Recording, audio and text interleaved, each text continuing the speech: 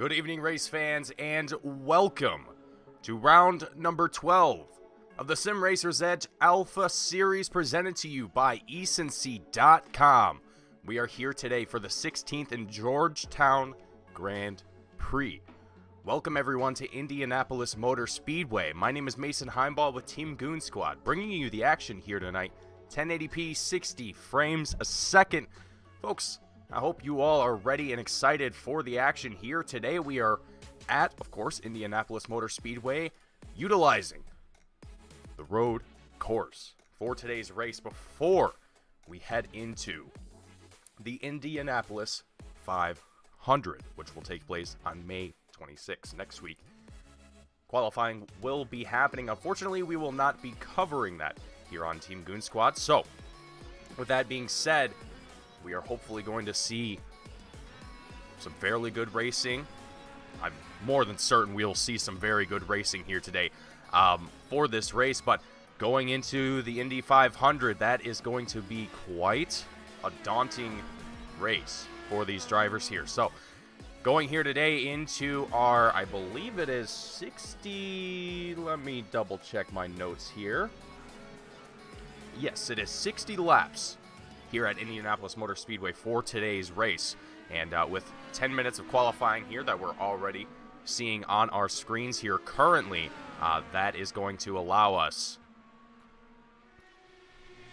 to get into a little bit of who we're going to see at the start, at the top of our timing tower, of our starting grid here, as drivers make their way across the checkered line for the very first time. It would look like, as Chris Samard, the 77, sends it spinning around here. Taking a look at Jeff Hollingsworth now.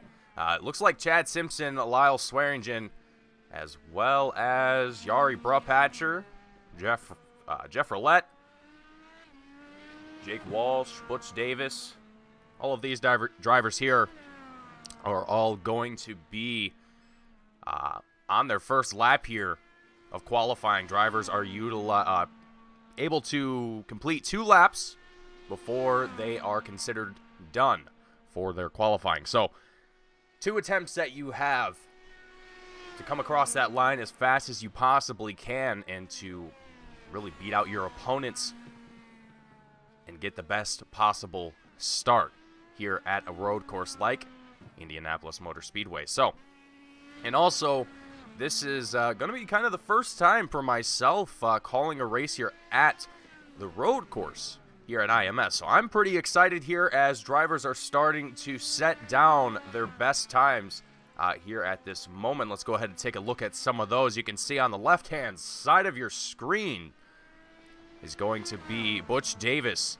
Butch Davis still suffering a little bit from his medical issues and is hopefully going to be okay throughout this race here today. We know that last week he was also kind of dealing with some issues throughout the race, and hopefully that we don't have to see Butch Davis take it behind the wall here today, and hopefully we'll get to see that 43 machine cross the line and take home possibly a win here at IMS. As right now, according to timing and scoring, it is Butch Davis at the very tippy top of our timing tower and is going to start out in the front, but there's still 6 minutes left here in our qualifying session, so let's not make assumptions here too quickly. I mean, anyone could possibly come out here and set out some pretty impressive times. We've seen it time and time again. But Butch Davis here with a 1:12.80 as his best time. Nate Siefker, oh, his second time around, he brings it in very, very close. 8/100ths behind Butch Davis. Nate Siefker setting a 1:12.88. Chad Simpson just behind them with a 1:13.33. So really spreading out from second to third. There's a little bit of distance in gap, in time rather, between these drivers' pace here around IMS. And getting a little bit of a wider view here. Let's actually take a look as well at our track map just to give you guys an idea of what the track looks like, how everything is laid out.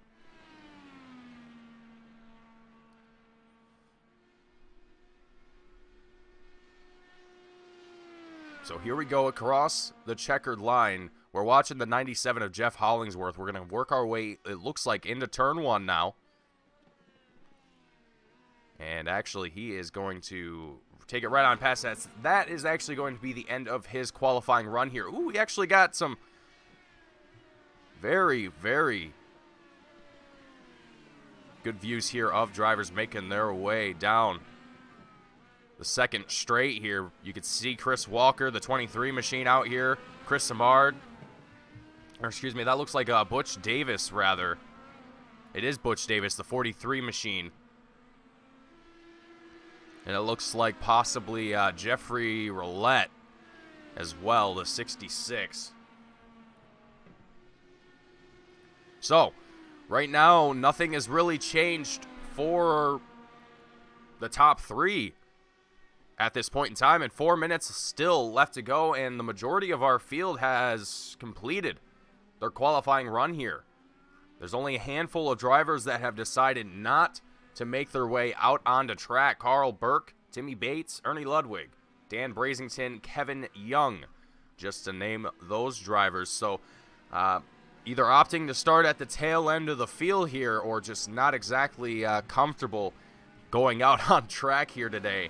We're going to have to pay attention to see just how confident a lot of these drivers are going to be here after a little bit of break from road course racing. We took quite a bit of time going back into the oval, looking back at our schedule. So the last time we were at a road course was Road America on March 31st for round number 8. And from there, we've been to Atlanta Motor Speedway, Homestead, Miami, and last week was New Hampshire. So this week here today at Indianapolis Motor Speedway, things are going to be shaking up here just a little bit. I have a feeling. And speaking of shaking things up here, let's see if we can have a look at our season. Actually, I have just reminded myself that we cannot because we don't have the most recent championship standings. But stand by and I will see if I can get a different copy of that here. But anyhow, as we continue to look along here and see what drivers are going to be able to do as far as timing and scoring, and it looks like everyone's pretty stagnant at this point. It looks like Butch, well, practically the whole field has either decided to come out or not, and with only 2 minutes left before we see the end of qualifying here, I don't think that anyone here is going to be able to beat out the 43 machine of Butch Davis. So Butch having a phenomenal start here before we go into things here.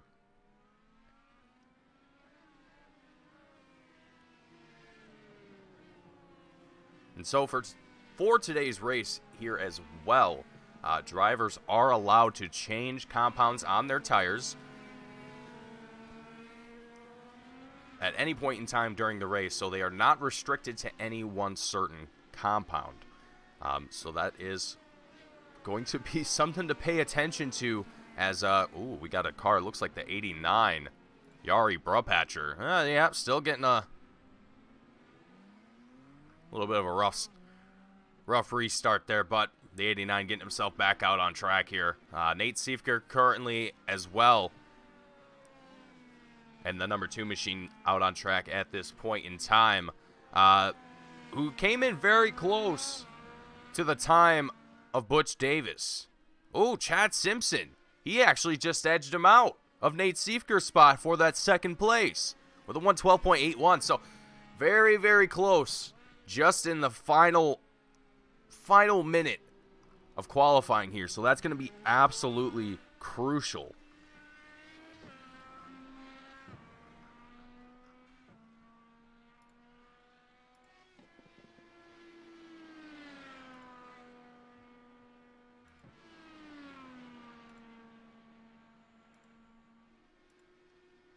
All right, as I was catching up with my notes here, with just under 30 seconds left to go before we roll into the start of our race here.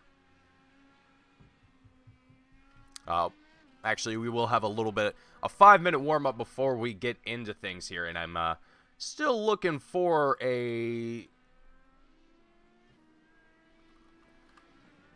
update on our timing, or on our point standings here at this point in time. So, still looking for that here. Just give me a moment while I look for that. And it looks like qualifying has indeed come to an end here today. So, what that's going to mean here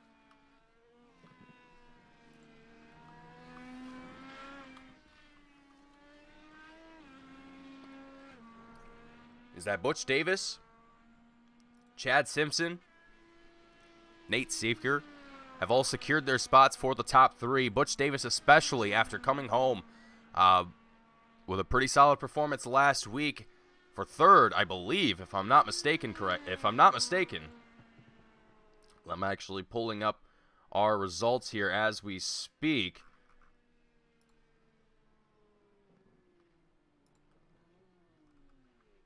Okay, and indeed, Butch Davis did finish in third place last week at New Hampshire Motor Speedway. So that is going to be a very good start here. Oh, wait a second. Nate Seifker. Wow. As the checkered flag is flying, Nate Seifker with a 112.65, able to edge out Davis for that first place, and not even by a little bit. That is quite a significant amount of time, especially with how fast these guys are going. I mean, that is a very, very big chunk of time there. So, looking at one moment here. So, looking at our point standings at this point in time, Nate Seifker and Butch Davis first and second place. And get this, Seifker with 355 points, Butch Davis 331. That is how close that these two drivers are, and we are only just a few races away until we crown the winner of the 2022 Sim Racers Edge Alpha Series presented by ecency.com. Folks, you know, and I wish you all, well, actually, I don't wish you all were in the Discord and knew what the trophy was for the driver that wins the SRE IR-18 Alpha Series. I cannot say what it is, unfortunately, but needless to say, it is gave me quite the chuckle. We'll just leave it at that. Anyhow, drivers are now back out on track here, going to start their warm-up session here for today's race and get themselves, well, as much prepared as they possibly can with all the practice that they put in here just before the start of this race, and, well, maybe a little more before that, probably not, knowing a lot of these drivers here. Very confident, very strong drivers in this series, especially the more you look throughout the field. It's phenomenal, the level of skill that we have here in the SRE IR-18 series. But as we get through our warm-up session with just 3 minutes left to go here, folks, we're just kind of taking it easy here. We're just watching our drivers, you know, also kind of doing the same here. We're looking at Chris Walker in the 23 machine, kind of doing the same thing, just going through his lines, going through the paces, not really trying to push things, it looks like, or it sounds like. Well, actually, he's going up full throttle right there, but needless to say, it definitely seems like these drivers are, well, expecting. I don't want to say expecting, but I think that these drivers are fully aware that this is going to be a interesting race, to say the least. And I hope you all watching at home are tuned in, ready to go, and have your drinks and snacks right beside you, because I have a feeling that this one is going to be one for the year. I think this is going to be one of the best races of the year here for the SRE series, or the IR-18 series, excuse me. Now, 2 minutes left to go here, and I do believe drivers are going through their drivers meeting here at this point in time as well. So they're all getting the information that they need to know about whatever it is that they need to know.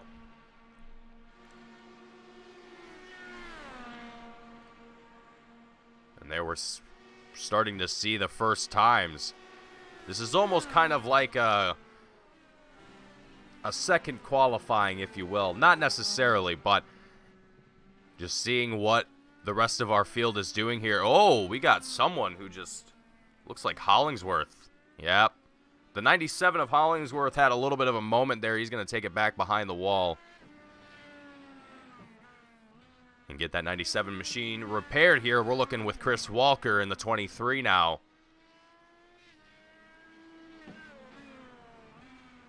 With just over a minute left before we get to the green flag for race number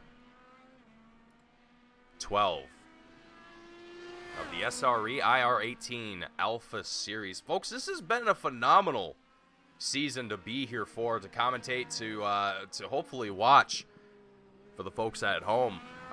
These drivers have really put on some pretty great racing, and it's been a lot of great fun to commentate for. So hopefully you all at home watching have enjoyed the action as well, as much as I have up here in the booth.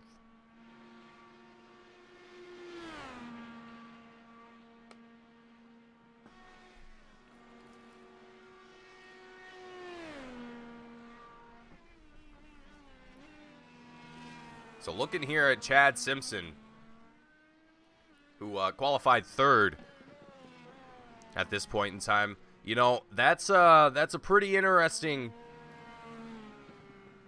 thing for Chad Simpson. You know, this whole start of this race is pretty ironic, because if you look at the driver standings right now for the season,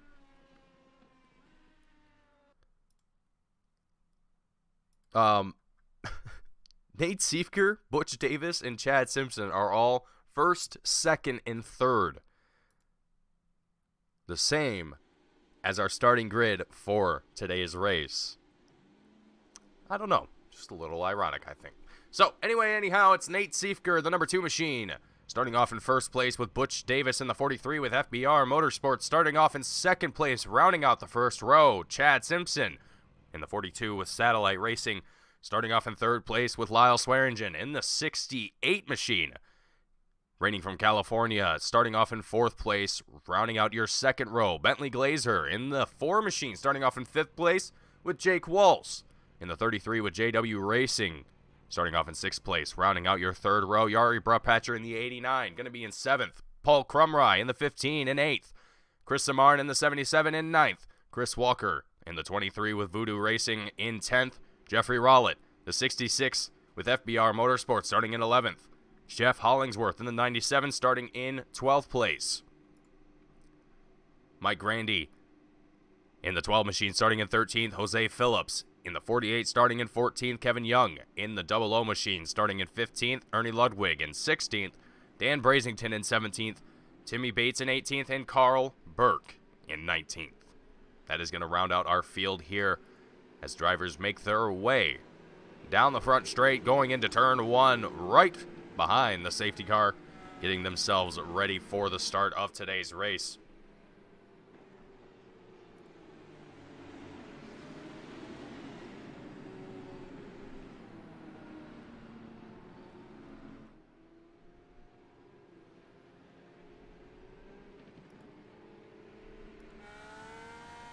We're going to ride on top of Jake Walsh, or excuse me, Yari Brupatcher. I don't know why. I think it was because I was looking at timing and scoring, and then the name came up in my head. But anyway, we're riding on top of Yari Brupatcher at this point in time, just to get an idea of what it's like here from the 89's perspective back here in 5th place. I think this might be a good place to start, at least for the time being, as we get ourselves lined up and ready for our rolling start here at Indianapolis Motor Speedway. And frankly, I just love this view.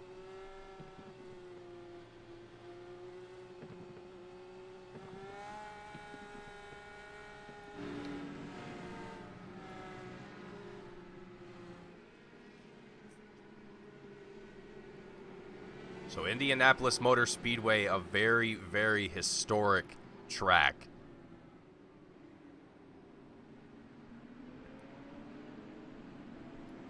With the very first competition at IMS taking place in 1909 and still being raced today in 2020.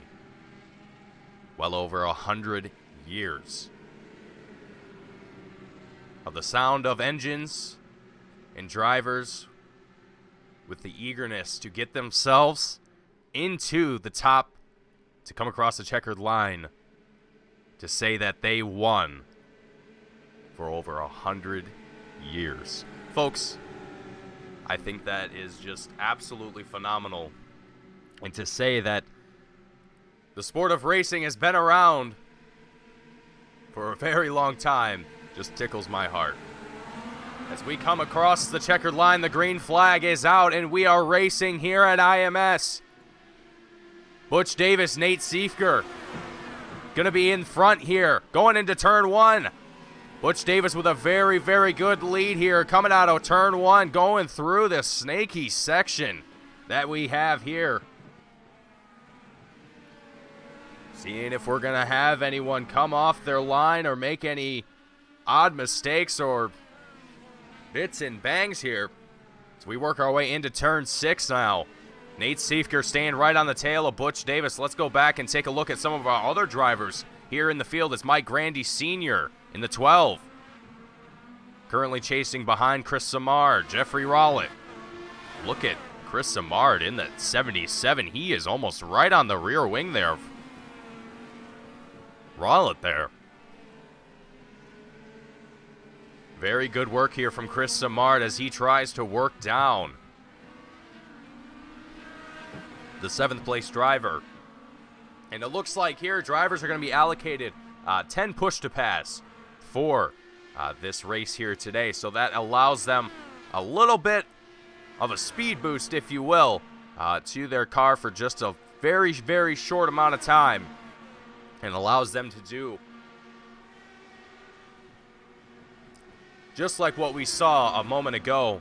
Drivers able to make passes relatively easily.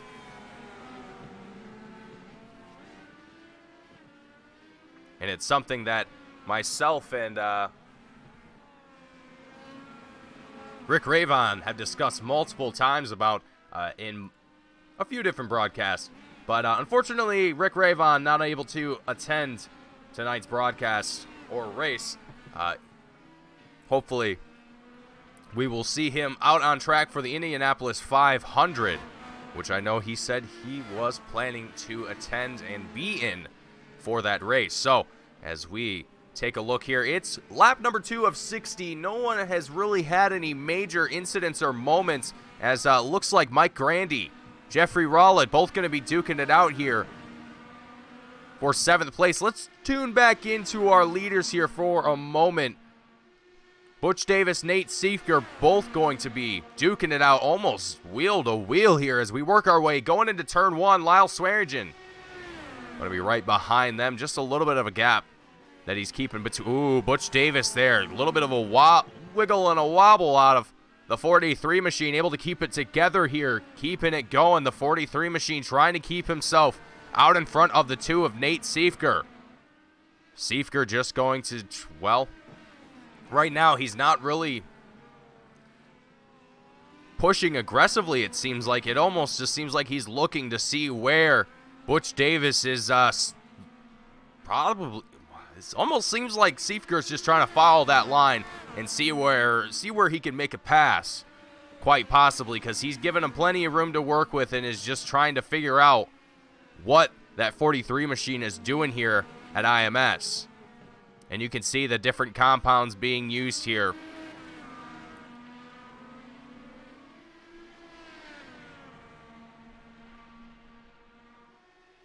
Butch Davis going to be on the blacks. Nate Siefker on those reds.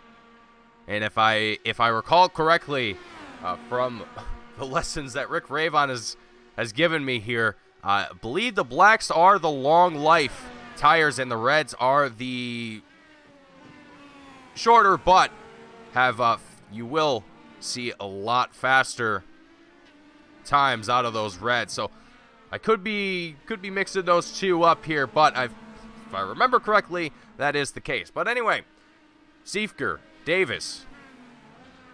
We actually just seen Siefker just make a pass just a little moment ago. Again, Siefker was just staying on that line of the 43 machine, waiting for that opportunity to make that pass. And it's pretty calm, steady racing for these drivers for the most part.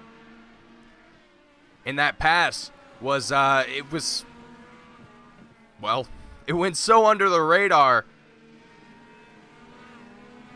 that I didn't even notice it. It was pretty low-key from what I understand. But at this moment, Siefker using his push to passes pretty early on here. That number 2 machine trying to build that gap between himself and the 43 of Butch Davis as much as he can here. But if what I mentioned earlier is true, Siefker going to be on those reds, the tires that aren't going to last nearly as long, he might possibly put himself in a bind where he's going to have to come down into pits, obviously, at some point during this race.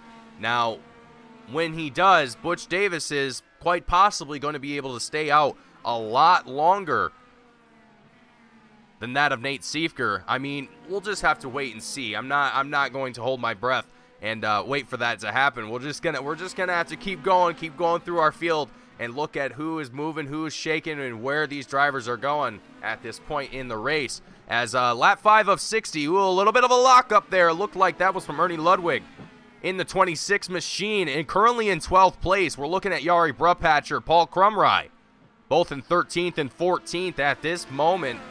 The 89 of Jari Brupatcher here trying to get himself, looks like a little bit of distance between himself and Paul Krumrye, and essentially trying to catch down Ernie Ludwig. Meanwhile, hey, we got a Rick Ravon joining us in the booth here. Rick, welcome. Thank you so much. I'm sorry I missed, let's see, what did I miss? How many laps are we in, 6? 6 laps. Okay, I got a live feed now. We've got a great 3-way battle there. Who is that? That's going to be Ernie Ludwig, Jari Brupatcher, and Paul Krumrye, currently in battling for 12th place at this point in time. Jari Brupatcher and Paul Krumrye just took the lead on that one. Yeah, Krumrye comes around Brupatcher. That was a great move. Sorry I missed the first several laps here, but unfortunately I do have one of those jobs where it's unpredictable sometimes when I'm going to come home, actually every day, because I could be off at 12 o'clock noon, I could be off at 2:30 in the afternoon, I could be off at 6, I could be off at 8. You know, it just depends on when the day is done, because I do drive a truck for a living, and you know, it's just the way it goes. But here we are, and as predicted, Nate Siefker has got the lead, but he only has an 0.8 of a second lead over Butch Davis. So again, the 2 points leaders are running 1-2, but Nate obviously has the speed on the road courses, so that's no surprise. Chances are he's dialed it back and saving fuel. Butch might be doing the same thing. You never know, but Nate definitely has the legs on the field on a road course, as we've discussed before. They come across the start-finish line one more time, head into turn 1, and Butch is reeling him in. You have to imagine that Nate is probably allowing that to happen. Yeah, you know, and one thing that I was talking about here, and I'm gonna have to get a little clarification on this, Rick, and get your thoughts on this. Now, I was talking about their tire choice here. Nate Siefker gonna be on these reds, and Butch Davis going to be on these blacks. Now, if I understand correctly, the reds are the soft compound, and the blacks are the hard compound. That is correct, right? Yes, the reds are the softer compound. Obviously, a softer compound tire does not last as long as the harder compound. Now, Nate being on the soft compound tires, you would think he would be pulling away. Now we're seven laps into the race now. Nate should have a bigger lead, and that tells me that he's dialed it back, because the harder compound tires, and here in the SRE, they do not require a tire change. So for some reason, as we look from the cockpit of Butch Davis in car number 43, for some reason, Butch Davis decided to start the race on the black tires. I'd be interested if he finishes in the top 3 tonight and we get an interview with him. I will definitely be asking, but as I look through the field, his teammate Chad Simpson, who's running in 4th place right now, is also on the black tires, and so is 7th place Jeff Hollingsworth, 8th Bentley Glazer, 9th Jeffrey Roulette, And Dan Bracington, another FBR teammate. They're all running on the black tires, as is Yari Brupatcher, Tim Bates, and Jake Walsh. They're all still on the racetrack. Jake Walsh is now 1 lap down. Bracington, by the way, Dan Bracington just got around Jeffrey Roulette for 9th place. And that was a nice little pass, but we're still watching Butch Davis as he closes in on Nate Siefker, our leader. Yeah, absolutely. I was getting our volumes adjusted here, Rick. I wasn't expecting to have yourself join me here this early on, really, I wasn't sure when you were going to join me. I had a feeling you were going to join me here some point in the race, but I just wasn't sure exactly when. But I have some people in the chat saying that I need to turn you up, and hopefully everyone at home can hear Rick a little bit better now, as I've got that a little bit tuned. A little bit better now, I think. I hope that it's better. But anyway, continuing on. Let's give it a test. How do I sound, everybody? Whoa, Larry. No, I'm only kidding. Luckily, I have. It was required. Luckily, I hopefully have everything back to what it usually is. And now we're going to get a bunch of emails saying, you blew my speakers out. You owe me money. All right. Sorry about that. Checks in the mail. Well, I hope that the things that I've put in place to mitigate those things do work.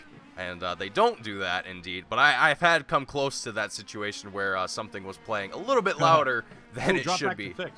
6th place. Ooh, that's a little bit too far. Chris Samard is all over the back of Chris Walker right now.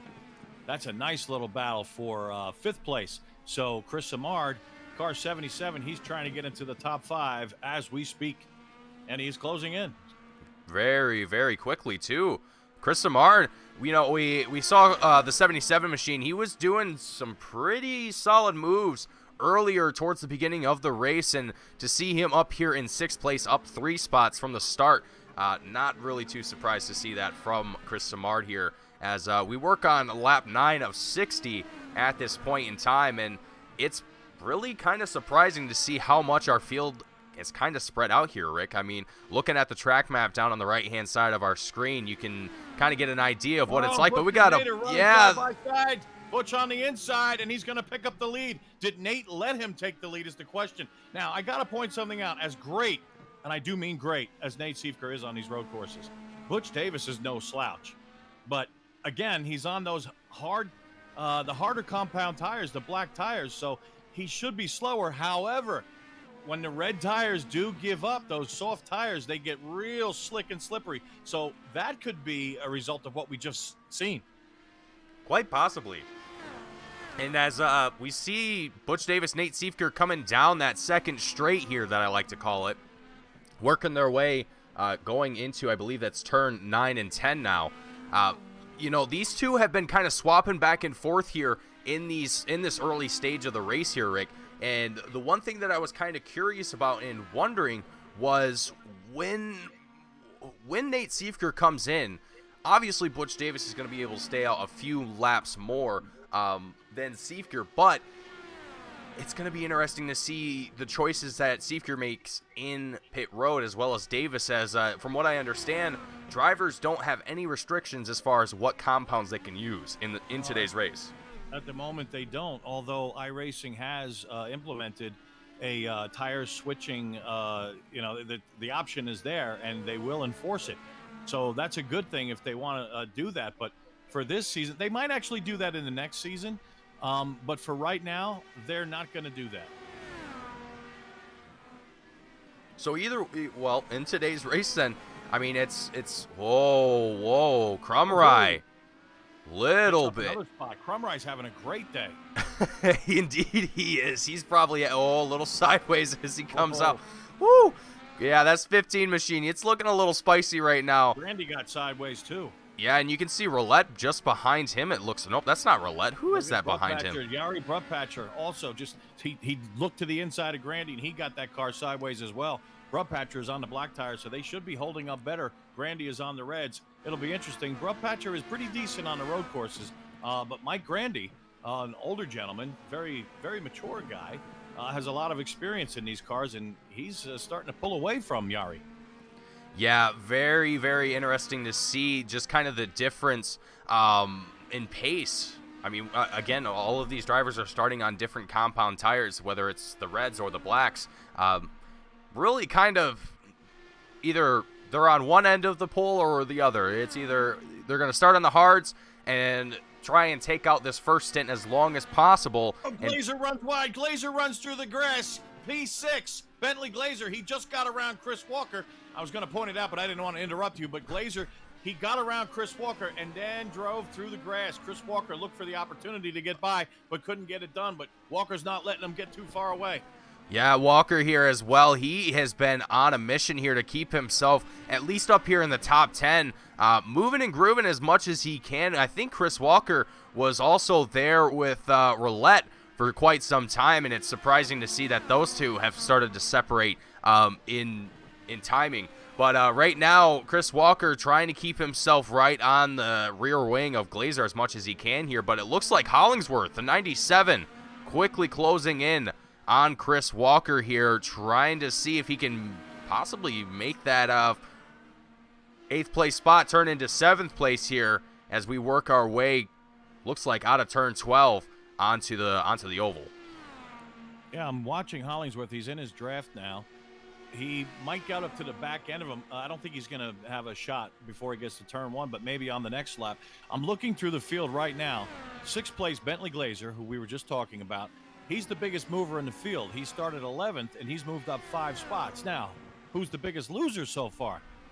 Well, it's Mike Grandy. Mike Grandy started 8th, a pretty decent spot for him to start on a road course, and he's dropped back 4 places as Ernie Ludwig and Yari Brudpatcher. Well, Brudpatcher comes into the pits. I think he's the first one to make a stop, and Ludwig's going to pick up 13th as he comes in. Yeah, you know, and another interesting thing here, Rick, just to throw it in there as a little bit of interesting information. At the start of today's race, guess what the starting lineup was? Let's see. Nate Siefker would start first. Butch Davis would start second. Lyle Swearingen would start third. And Chris Walker fourth, just a wild guess. Well, ironically, if you look at our championship standings right now, the top 3 was our starting lineup for the top 3 for today's race. So it was Nate Siefker, Butch Davis, Chad Simpson, all 1, 2, and 3. And Siefker, he was able to edge out Butch Davis in qualifying in the last minute of qualifying, and it wasn't just by a little bit. I think Butch Davis qualified with a 112.80, and then Siefker qualified at the last minute with like 112.64. So 0.2 difference between these two drivers. Oh man, it was incredible to watch here. But Butch Davis, I don't know, man. He seems to be really on a mission here. After taking home 3rd last week, you know, he was saying even that he wasn't too thrilled with that. You know, coming home with a podium and saying, you know what, I'm not like, what? Okay.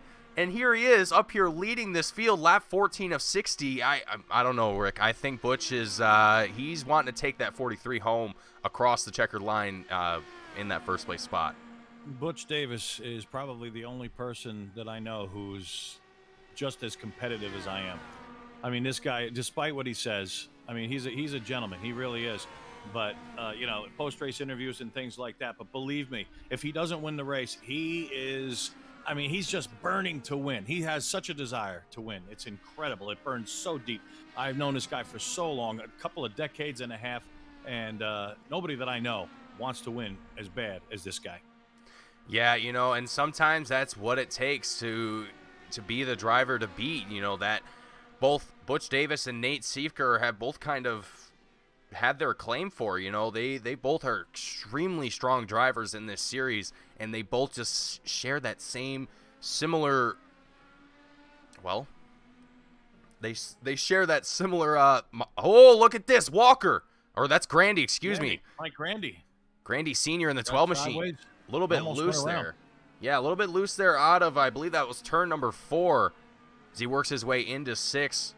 And man, that's like I was saying, Rick, that's what it takes. You know, you gotta have that mindset sometimes. As Butch Davis stays out, Nate Siefker dropping it down into pit road.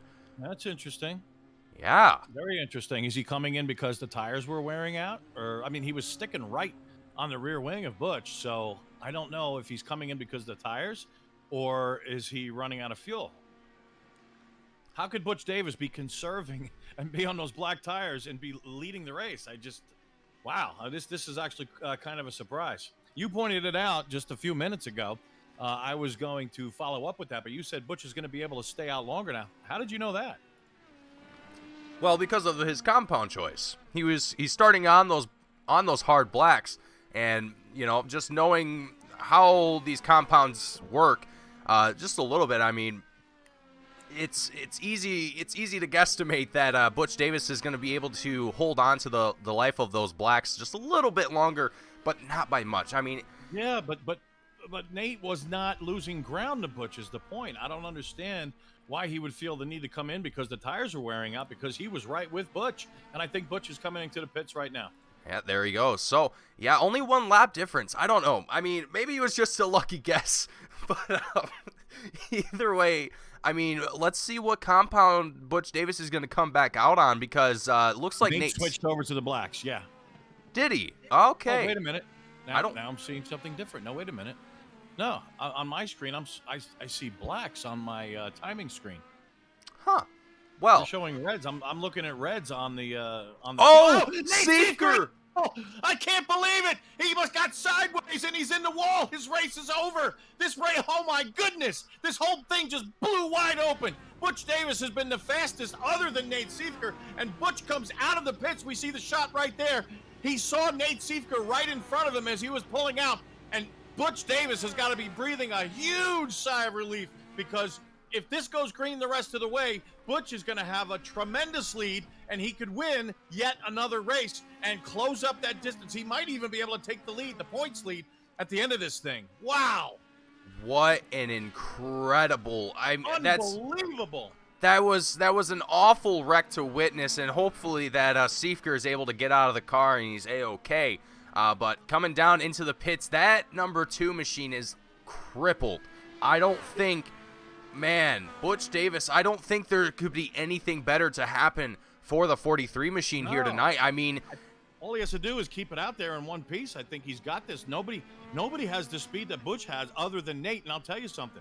While I was driving my truck today and I was thinking about this race, I was going over some opening scenarios that I could point out for the broadcast if I made it on time.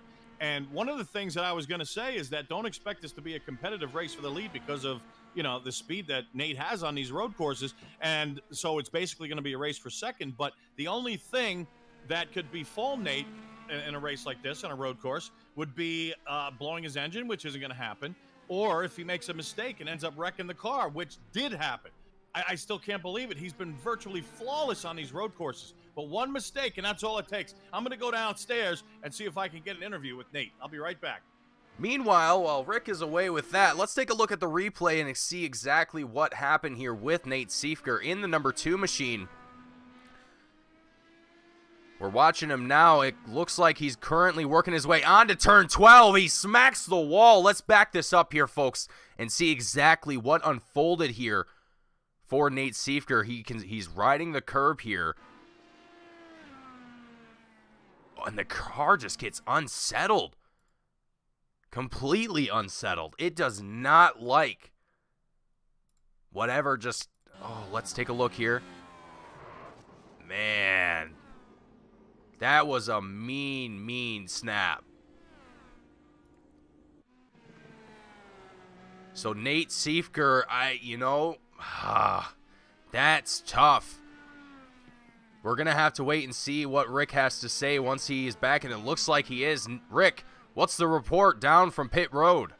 The report down from the pits is that Nate is so upset right now, he does not want to talk. I went down there into the team room, and I asked if I could get an interview, and he just immediately disappeared. So I told his teammates, excuse me, I had a little bit of acid reflux there. I told his teammates, Chris Walker and Mike Grandy, I said, please, when Nate comes back, if and when he comes back, please tell him to stick around. We'd like to talk to him. Absolutely. Would love to get a word with Seeker, and we were just looking at the replay at what happened. And if you would like to take a look at it as well, Rick, I'd be happy to go back and look at it again just to see exactly what unfolded here for Nate Seeker. Yeah, because absolutely. This Absolutely. was, I think the back end started to come around and he just overcorrected. I think that's what happened. yeah, But let's so take a look now. taking a look here, you'll see him come out onto the oval. Earlier in the lap here. Yeah, there it is. He got a little sideways. Maybe we could take a look. I don't know if that TV1 or 2. Maybe we could take a look at it from another view because it looks like the back end started coming around. Okay. This might, well, it's similar, just a little. And right, yeah, well, you saw the back end just start to fishtail, and he overcorrected and almost, as we say in IndyCar, almost Gordon Smiley'd it into the wall. Okay, we'll take a look at the rear-facing drone cam. He just touched he touched the rumble strips on the inside there, the curbing. Back end started coming around, overcorrected, and that's day done for Nate Seifker. Wow, I still can't believe it. I can't either. That was just out of nowhere. Seifker was having, it looked like such a great run. He looked so confident out there on track, and just out of nowhere, that rear end just gone. And that was it. That's you all also it have took. to remember, the next race is at the Indianapolis Motor Speedway Oval, the great Indianapolis 500 they're going to be running. And Nate Seifker is actually going to be in Indianapolis in real life. He's not going to make the sim race here, the SRE sim race at Indianapolis. So that's just going to hurt him even more. He was hoping to use that as a drop week, but this is really going to catapult Butch Davis into a solid lead. Yeah, and as Chad Simpson works his way into the pits and Butch Davis able to come back into first place, the 43 machine, I think at this point can easily say that as long as he keeps that 43 machine clean, he's going to come across the line with a win. And well, Chad, go ahead. I was going to say, Chad is in the pits right now. The lead for Butch stretches out to 20 seconds and counting. So Butch might have the opportunity to run away a little bit. He might be able to pit. He's got that kind of speed over Chad, it appears. He might be able to pit for his next stop and maintain the lead. Now, that would be great for Butch.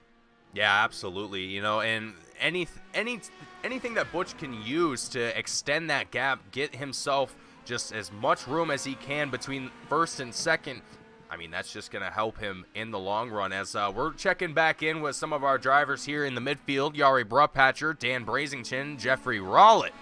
Actually, I think I got that wrong there. It looks like Chris Walker just ahead there in 6th. But looking at Dan Brazington right now in the 29 machine, trying to track down Yari Brupatcher in the 89. Most of our field, actually, it looks like all of our field has come down through the pits and has completed their pit cycle for the first part of this race here today. Lap 22 of 60 that we're on, just a third. Oh, man. I'm sorry. Jeff Hollingsworth is just in front of Yari Brupatcher and Dan Bracington. They're going to be looking to get by Hollingsworth very quickly here to continue their battle for 7th place. Hollingsworth just got a little bit sideways there, and I thought the very real possibility was that he could lose it in front of both of them and collect them, but he came out okay. Yeah, and that is the last thing that we want to see happen in this race here. You know, it looked like it could have happened with Nate Seifker there, as we saw drivers come around him after he came down from the top of the racetrack after hitting the wall. It looked like that could have quite possibly been very close to being a racing incident. I mean, with multiple drivers other than Nate Seifker involved. But either way, yeah, so far this race has been relatively clean for the most part, with all things considered. I think Nate's ready for an interview. Let me go downstairs and see if I can get him. All right. Well, hopefully Seifker is a little bit calmed down now and is willing to have a conversation with us and explain exactly what happened in that number 2 machine. As man, that was just a rough incident to have, and it looks like Rick is back from the infield care center with Nate Seifker. Yeah, I'm down here with Nate.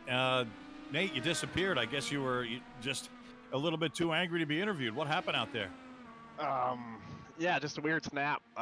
Black tires, pushed a pass to try to do the undercut on Butch, and it snapped. I had a spin like that in qualifying, but that was on reds, and I knew the cause of that was just me going slow, so I really wasn't expecting that, the car bottomed out and it stepped out and it snapped. I It should have looked like known. you grabbed the curbing a little bit.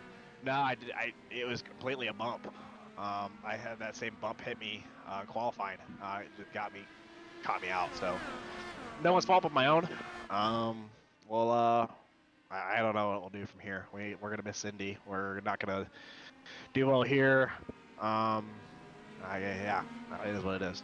Yeah, if Butch is able to stay out there, it looks like he's got a pretty commanding lead. If he wins this race, it might catapult him to the top of the chart for the championship. But early on, you were battling with Butch. You were on the red tires. Butch was on the blacks. And were the reds just giving up, or did you give up the lead? We made the wrong tire choice. Simple as that. I thought I could manage it a bit better, and I did manage it pretty well, considering the pace I had with Butch. But it just wasn't, I didn't manage it well enough or anything like that. At that stage of the run, Butch was definitely quicker. So it is what it was. I could have tried to, put up a bigger fight. I think if I, led lap 1 and 2, I think it could have shook out a little differently. And been able to pull it away and then fall back to him, but it is what it was. Yeah, it's just one of those deals.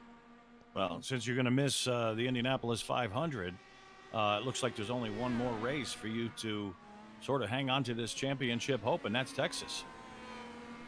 Yeah, I need a miracle at this point. I think it's just kind of unraveled after Gateway. Basically, it just hasn't gone the way that we needed it to. So. It is what it is. Reset the mind. We had the Elite Racing League's Indy 500, racing with Wilson and Kanan tomorrow. So we'll reset for that. Hopefully it goes a lot better than what today did.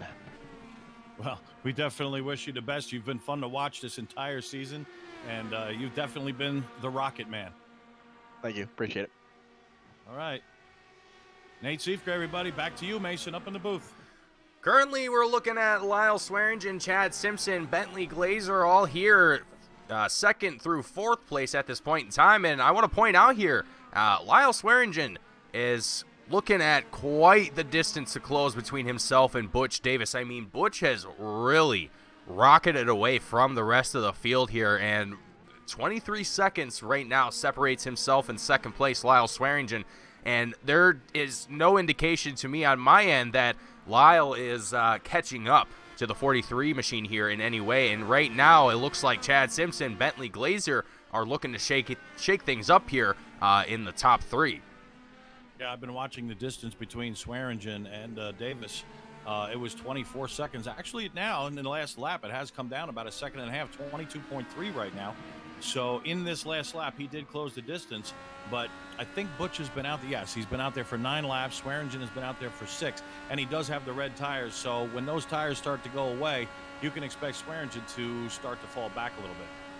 Yeah, absolutely. And right now, what's kind of also interesting to look at here, looks like we had a couple drivers.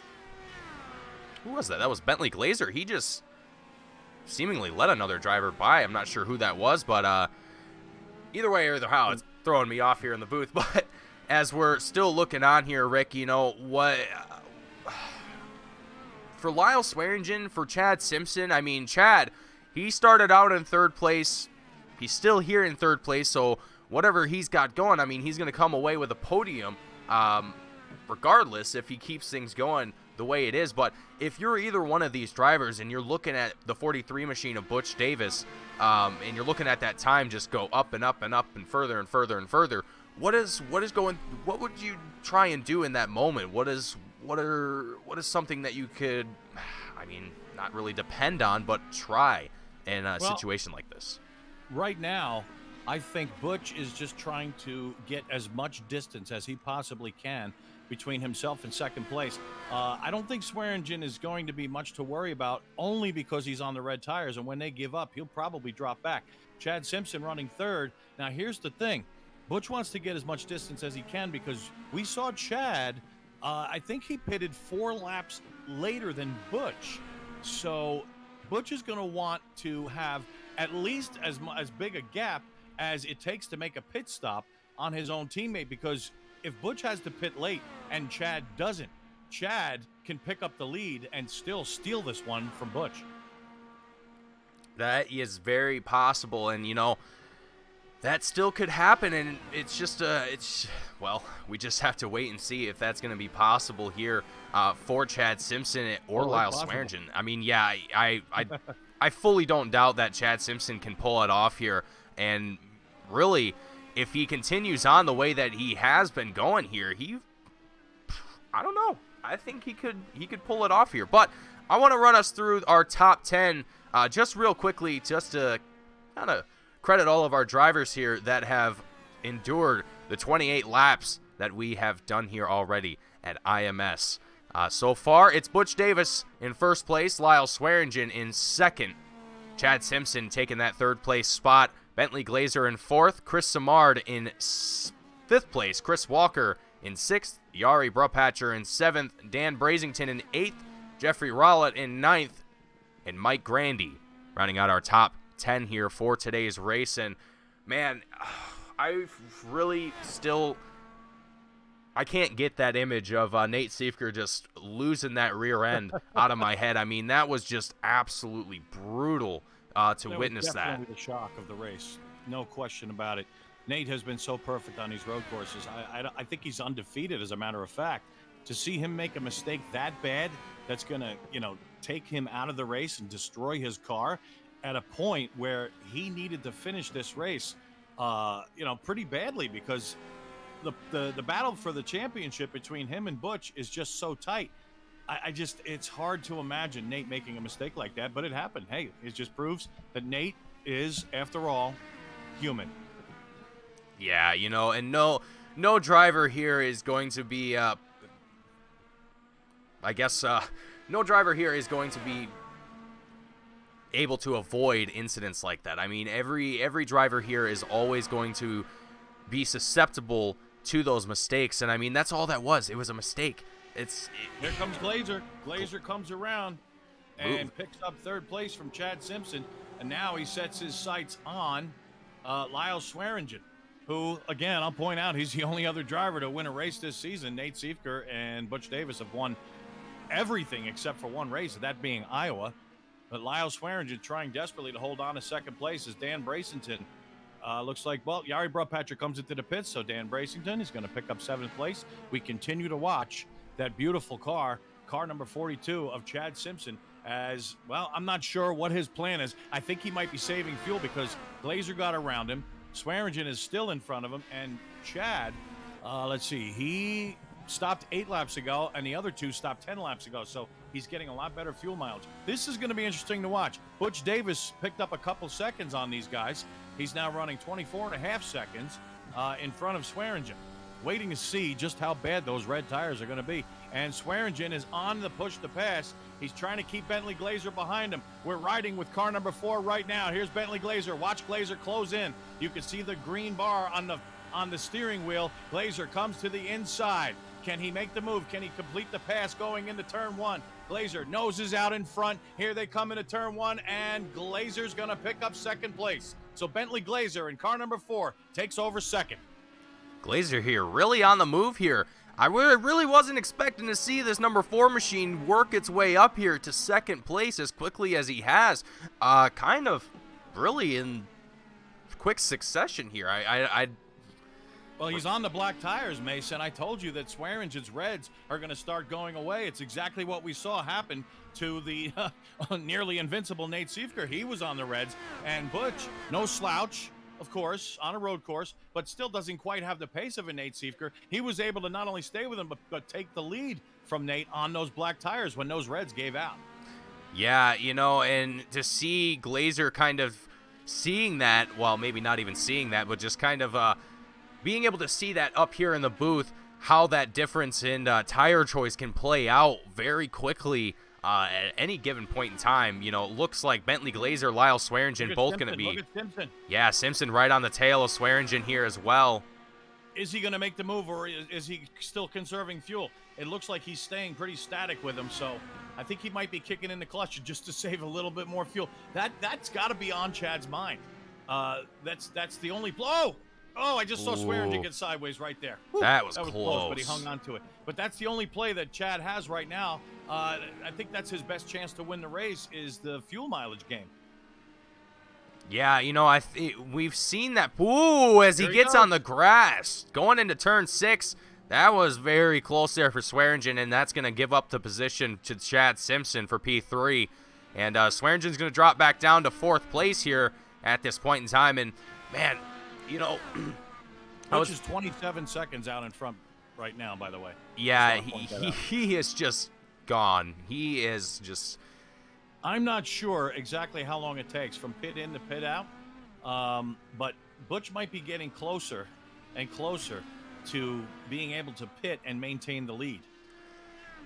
It looks like right now, pit lap times, the last time around, Butch Davis came in. His total pit lap time was a 47.03. Oh, so he's got a ways to go. A little bit. So he's got about half of that time chipped away already. And you still got a great point there, Rick. I mean, if he was able to do that, come down into the pits and not even have to worry about coming back out and working back another spot, I mean, oh, man, just imagine that. That's incredible, especially when you're leading a race. That is just an incredible lead to have in a race like this. But lap 32 of 60, we're just over the halfway mark.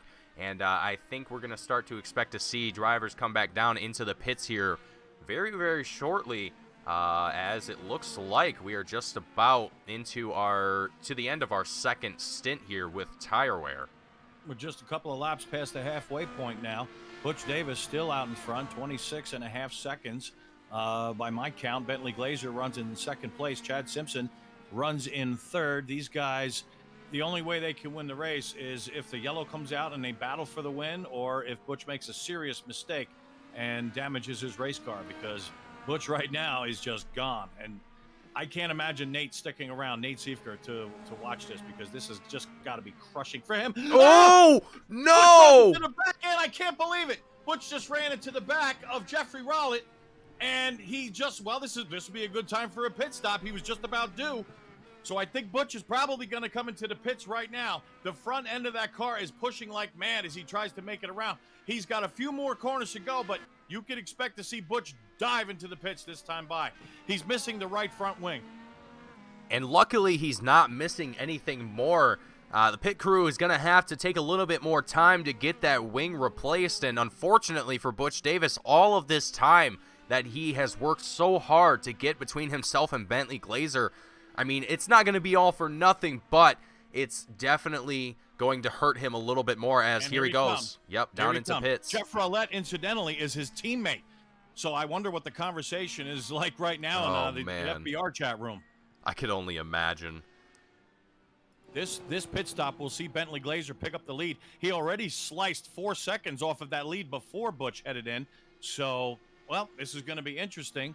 It's 14. It looks like 14 laps for Butch. No, 15 laps, I believe. When he came into the pits, Bentley Glazer is on his 14th lap. So there are no fast repairs. So this is going to take probably an extra 3 or 4 seconds just to get that front end replaced as Glazer takes the lead. Yeah, Bentley Glazer taking the lead here, and Butch Davis dropping down the tower here, or down timing here into 5th place at this point in time, and he's already back out. There he goes, a fresh wing on the front end of that 43 machine. The pit crew very quick on that pit stop there. 47.98 was his pit lap time there. So didn't take very much time at all for that pit crew to get that wing replaced, banged out, and back out on track here. The 43 of Butch Davis. Not exactly sure if he's still on the same, or not on the same, but I'm not sure if he got on a different set of blacks or if he's on a new compound now. Apparently, iRacing is not updating the visuals of our drivers' compounds here as they make their way around the race. It sometimes tends to do that, unfortunately, and hopefully that will be addressed in the future for broadcasters like us who, enjoy using information like that to fill your ears with lovely information about the race. I could tell you exactly what happened between Jeff Rowlett and Butch Davis. It was a little bit of miscommunication. Rowlett was actually stepping aside and maintaining his speed. He was not accelerating. He was about to let Butch, drive right by him, and I guess Butch didn't know that he was going to do that, and Butch drove into the back of him. I just looked at the replay, and that's what it told me. Wow. And, you know, it's like I said, it's very, very lucky for Butch Davis that it wasn't any worse than it was, because it looked like it could have been the end of the race here for Butch Davis. yeah. But If you hit the front with these cars, it's almost free damage. It's going to cost you about 3 seconds extra in the pits, but you know, a good driver can easily make that up. If there's any kind of floor damage or you know, anything else on the side of the car, the wheels or anything like that, that would be a really costly stop. That could keep you in the pits for minutes. So Butch is really fortunate to get away with what he did. very, very unfortunate. And right now, you know, a lot of our field here, looking at timing, I don't know if really there's going to be any real close battles here position-wise. A lot of our field is very spread out here. Looking at our timing, looking at our track map down on the bottom right-hand side of our screen, you can see where all of our drivers are currently placed. We're looking at Ernie Ludwig in the 26 machine right now, holding on to 9th place. And just looking at our timing and scoring right now, I'm seeing just a complete spread between all of our drivers here. I mean, it's just, there's no one that is really on the tail of the driver ahead of them position-wise. It's pretty much just a lot of lap traffic here as Timmy Bates. Yeah. Oh! Ouch! Who's that? Timmy Bates, the 21 machine. Taking a look here. The Purple Heart Homes sponsored 21 machine. Oh, this is the same spot where Siefker in the grass. Ouch. Well, it was a little bit before Siefker's problem, but the problem for Bates, obviously, you could see it on the replay. He just got in the grass and it whipped around. Yeah, I could just see it was the same section of turns that Siefker had his same problem, and it almost looked like it was going to be the same incident. But yeah, like you said, it was just before that. The leader's coming in. Yep, leader coming down into the pits here across the line, the commitment line, and it looks like he was able to come across nice and cleanly there. No real rush for Glazer as Chad Simpson now in the lead with Butch Davis in second. Chad Simpson, Butch Davis. 6 seconds back. 6 seconds. Not much time separating these two drivers, and Butch Davis right now looks to be setting some very, very good pace here to the 42 machine. He's got a little bit of lap traffic to work through here. I think that's, who is that, Chad Simpson? Or no, that's, I believe that's, I'm not sure who that is, actually. I believe that's Ernie Ludwig. Yeah, it's Ernie Ludwig. Ernie Ludwig, who's got Mike Grandy running right behind him. And that is, in fact, a battle. That's a battle for 9th place. So we were talking about how they were pretty spread out. Here comes Grandy looking to the inside, trying to pick up 8th place, and he's going to get it. Around the inside of Ernie Ludwig, the 26 machine going to drop back into 9th. Mike Grandy up into 8th place here. And he's driving away from that 26 machine here pretty easily.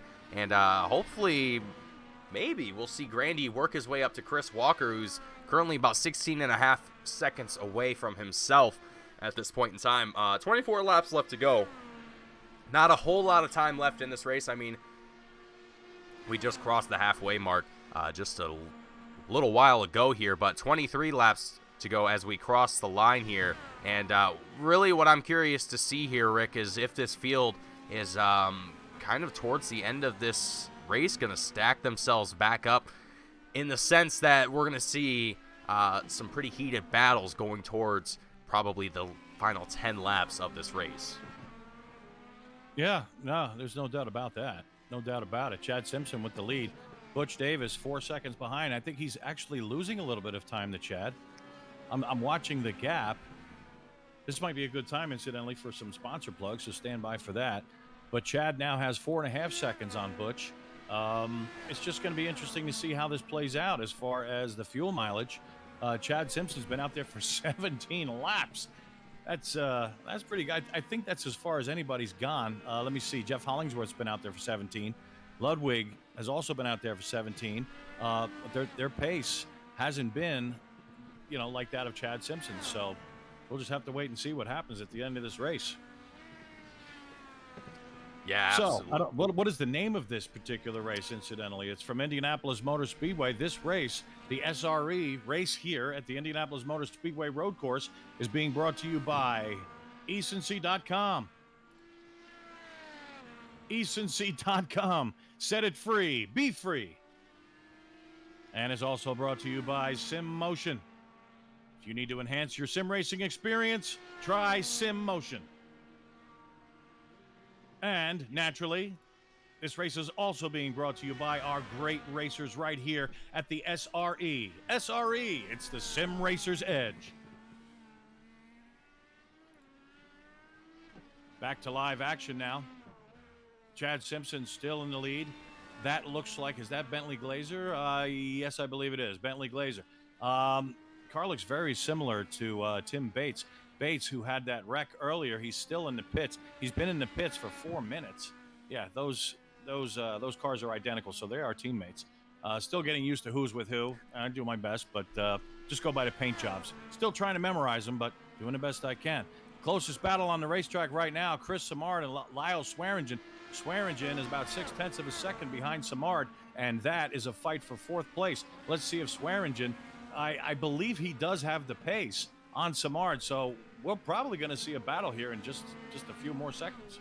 Yeah, believe it or not, Swearingen actually set the fastest lap just the last go-around with a 113. Yeah, with a 113.14 was his last time around, setting the best time for the session for this race here today. So Swearingen absolutely moving and grooving here through this field.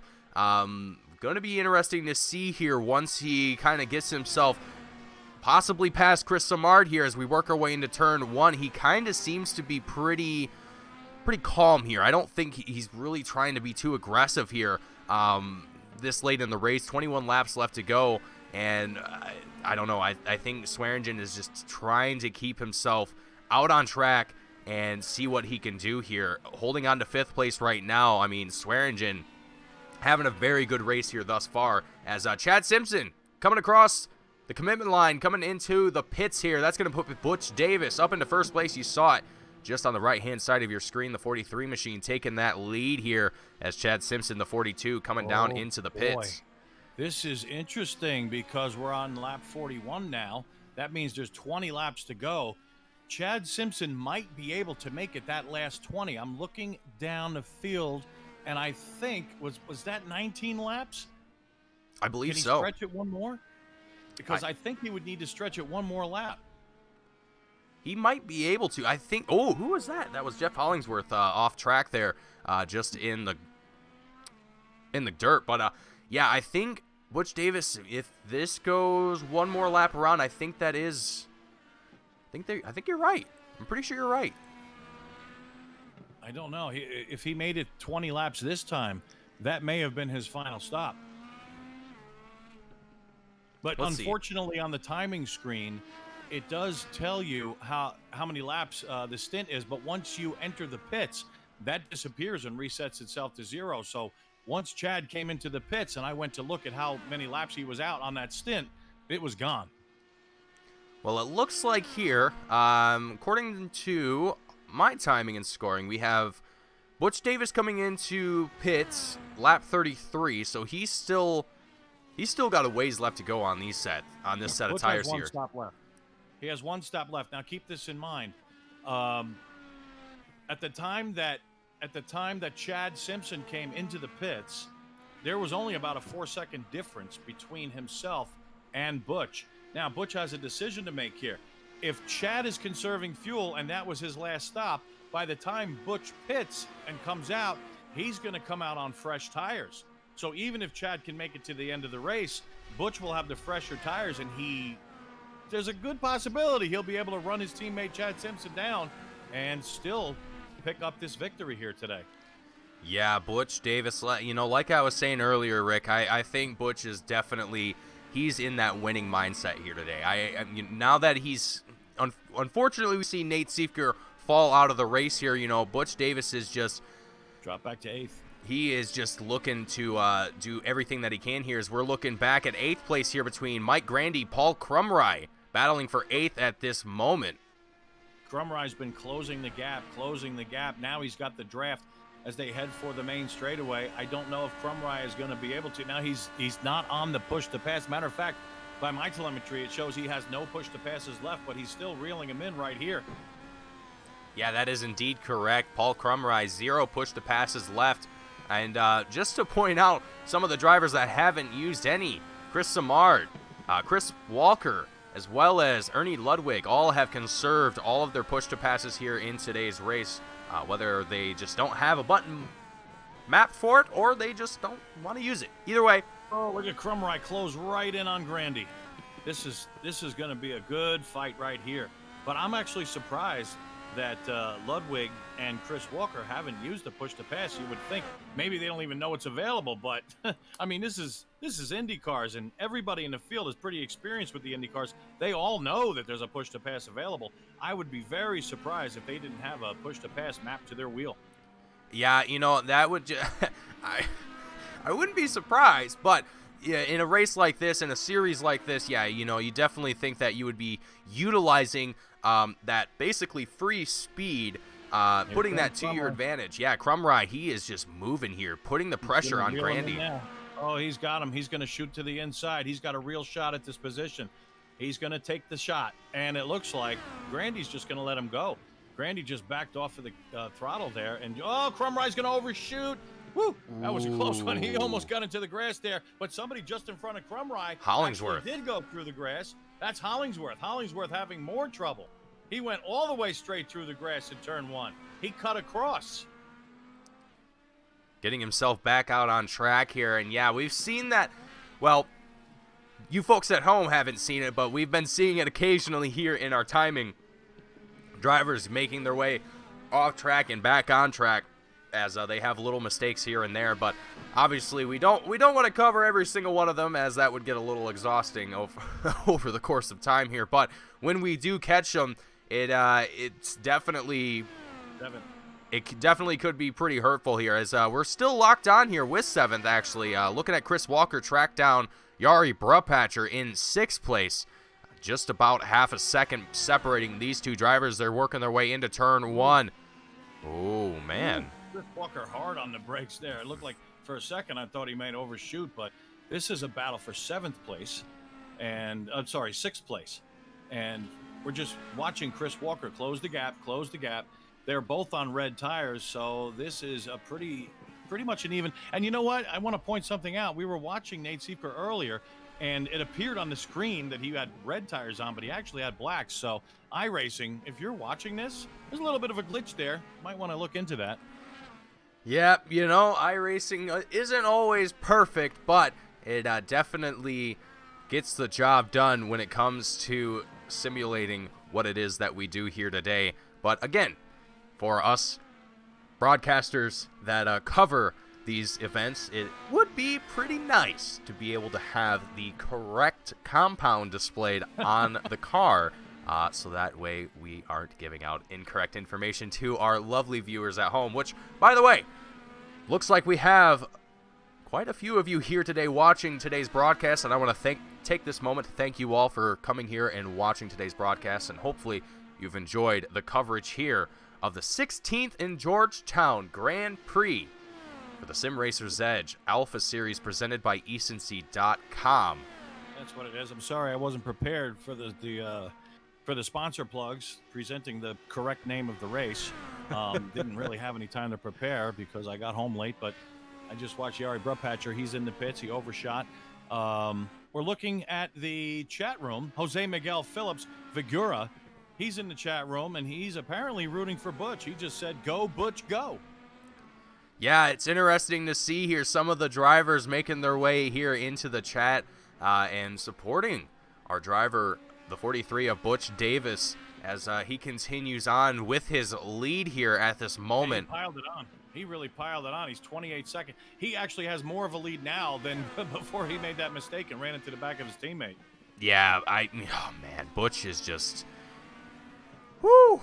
I don't know what he did today. Maybe he went and did yoga or something before today's race. I don't know exactly what Butch Davis did to prepare for Indianapolis today, but man, very strong performance out of that 43 machine, as it looks like Mike Grandy is going to work his way down into the pits here, on lap 47 as we cross the line here. 14 laps left to go for today's race, and man, a lot of steady but very interesting action here tonight, Rick. I'm keeping an eye on the gap between Butch Davis and Bentley Glazer, 29 seconds, but from Davis to Simpson, who's really the only driver on the racetrack at this point who Davis has to worry about as far as fuel mileage is concerned, because Glazer definitely has to pit. And Chris Samard, who, by the way, is just behind Chad Simpson right now, he also has to pit. Simpson's been out there for 12 laps. Glazer's been out there for 10. And there's no way that they can make it. If Chad Simpson can make it 20, he could make it to the end. But going by the pit in and pit out, the total time in the pits, about 41 seconds, Butch is going to have to extend his lead on Chad Simpson, and only Chad Simpson, by another 7 seconds before he makes that last pit stop. However, even if he does make that pit stop, he might be able to reel in a fuel-conserving Chad Simpson. So the end of this race is not over, and it's going to be interesting here. This is just getting good. Yeah, just getting good, and with just 13 laps left to go here, the action isn't over yet, folks. And right now, it doesn't look like much, but the tension between Butch Davis and Chad Simpson as far as how these drivers are going to come out once things are all said and done as far as pit stops, this is going to be a very, very close battle between these two drivers. And like you said, I mean, it's very, very plausible that Chad Simpson going to be able to put himself up here in contention with Butch Davis. Ooh, look at that. Somebody just went through the grass. Nope, that was the wrong driver. I believe that was Mr. Mike Grandy. That's Grandy. Incidentally, Jose Miguel Phillips, who drives with us. Oh, yeah, look at Grandy. He's missing the entire front section, and the right front looks like it's wobbling. So Grandy is probably going to be out of the race. That's going to be an extremely lengthy repair. That's going to drop him down to last amongst the cars that are still running. But Jose Miguel Phillips just said, I have no wife at home tonight, so I'm teaching my son to read. Well, isn't that a wonderful thing? That's good. Good for you, Jose. I'm glad that you have the time to spend with your son. And that's just quality time, and kudos to you, brother. Absolutely. As you know, I love to spend time with the family, especially as I have a son of my own. He's 3 years old, and he has. It's always fun to see them show interest in things like motorsport and things like that. You know, sometimes when I have my wheel set up on my desk and I'm in the sim doing practice laps or whatever, he'll sometimes like to sit in my lap with me and hold the wheel and drive around with me. It's cute. It's fun. Anyway, Butch has 5 more seconds to add to this lead, and he'll be able to make it in and out of the pits with no problem. Only 5 more seconds. He's got 30. Well, he had 36, now 35.7, but right around 36 seconds on the only other man who can make it to the end of the race without pitting again, Chad Simpson. But Butch makes it in and comes out, even if he drops back. Which, if Butch pitted right now, he would come out 5 seconds behind Chad Simpson, according to the total time in and out of the pits.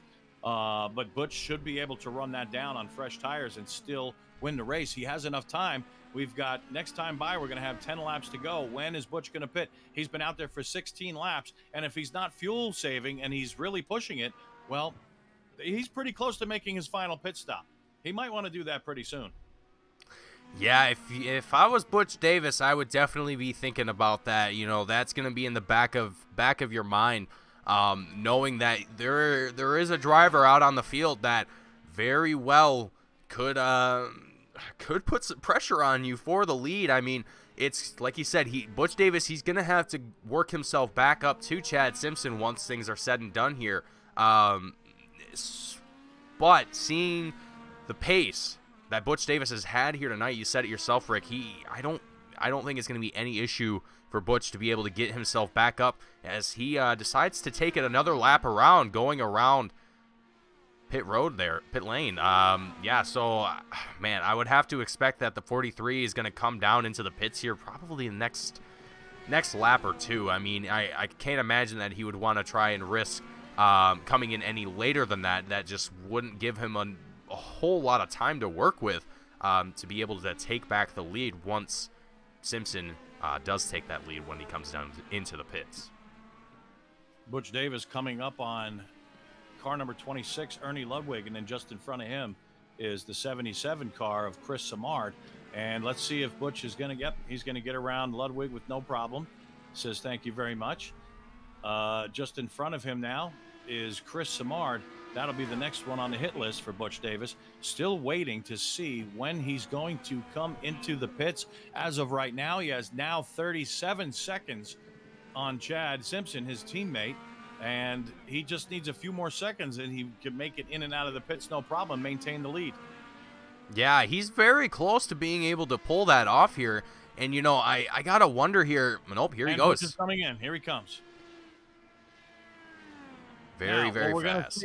We're going to see Bentley Glazer pick up the lead. He's got 5.5 seconds on Chad Simpson, but Glazer is going to have to pit within the next 4 or 5 laps.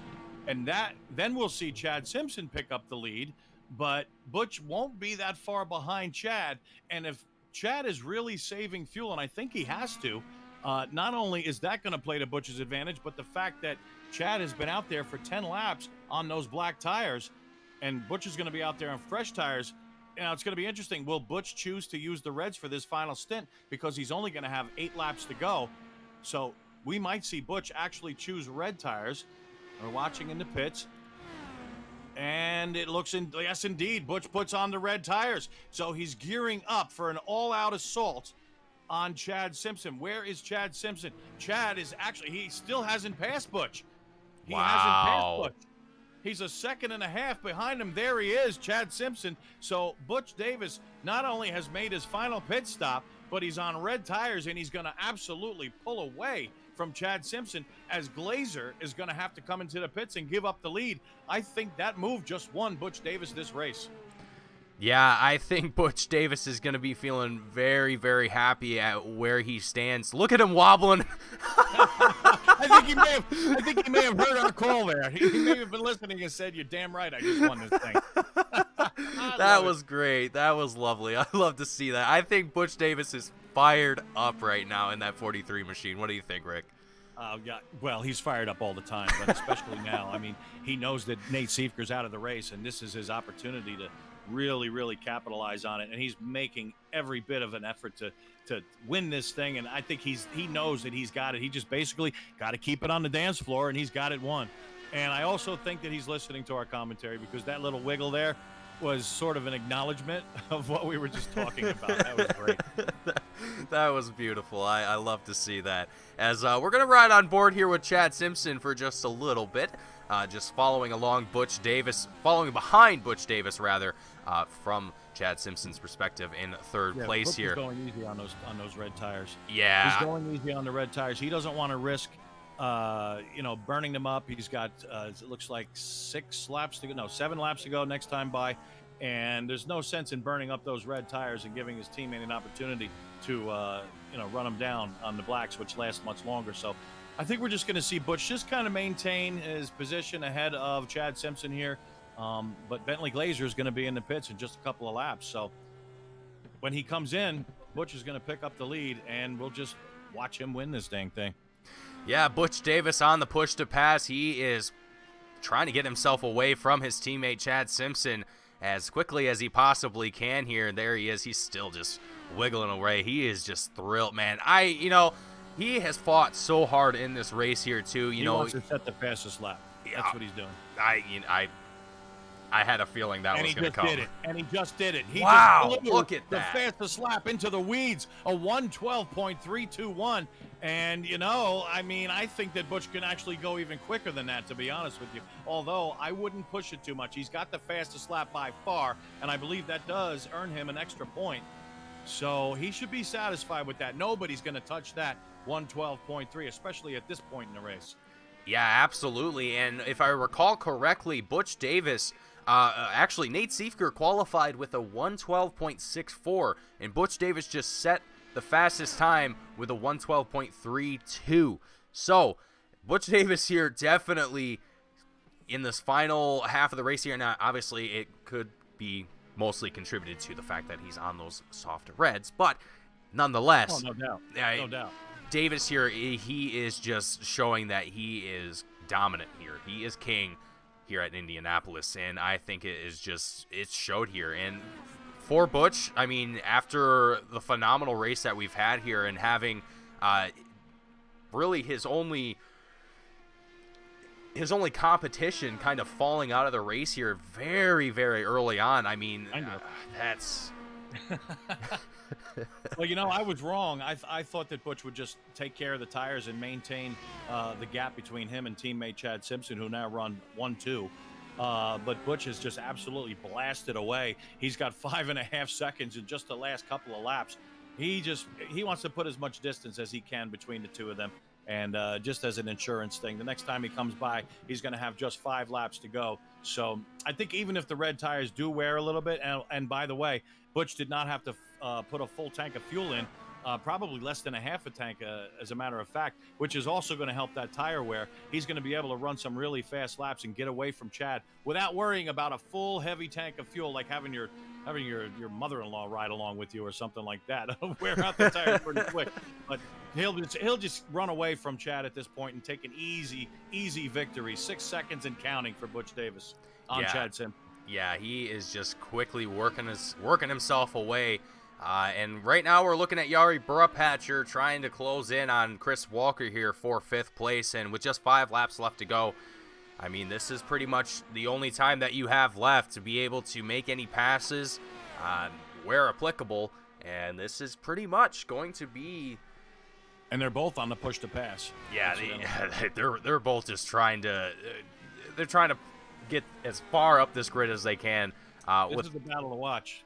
This is the one. Jari Brupatcher, he's closing in on him, too. Let's see, 10 laps on the tires for Jari and only 6 for Chris Walker. So Walker has the fresher tires by 4 laps, but Jari has been closing that gap.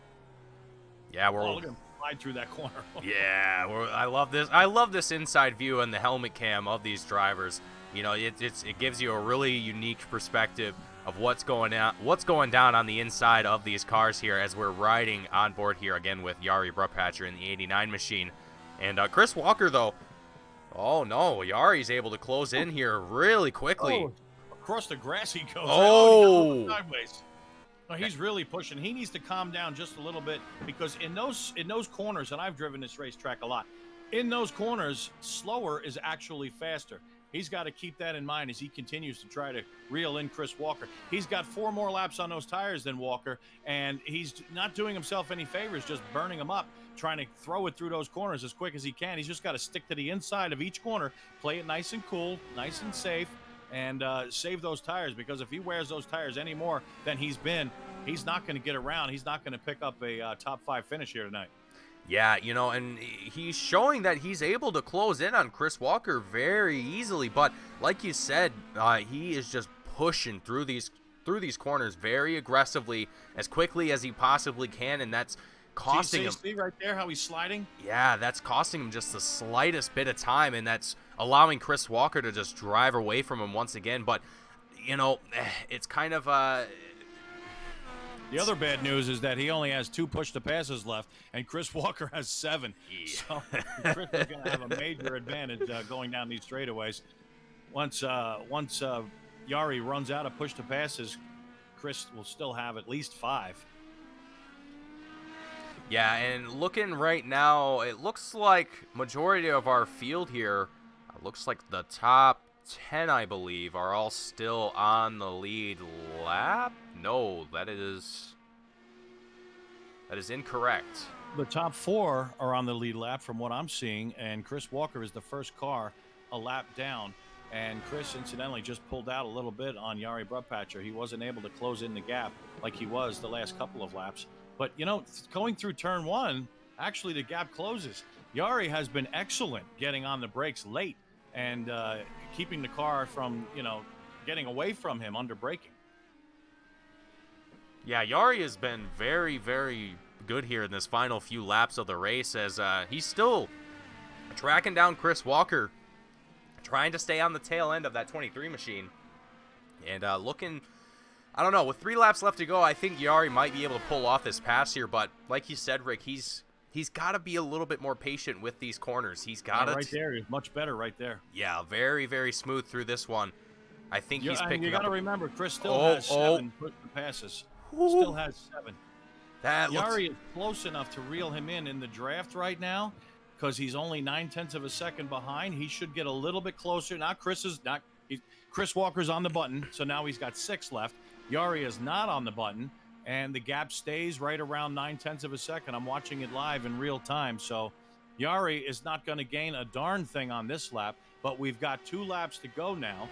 I don't know if Brubpatcher is going to be able to. I mean, Chris Walker can basically use his push to passes on the back stretch and the front stretch, and maybe a couple other places on the racetrack. He has so many left.